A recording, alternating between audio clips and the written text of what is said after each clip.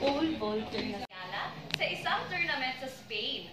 At sa athletics, umakyat na sa number 2 sa world ranking ang Pinoy pole vaulter na si EJ Obiena. Nagpapatrol, Dayan Castillera.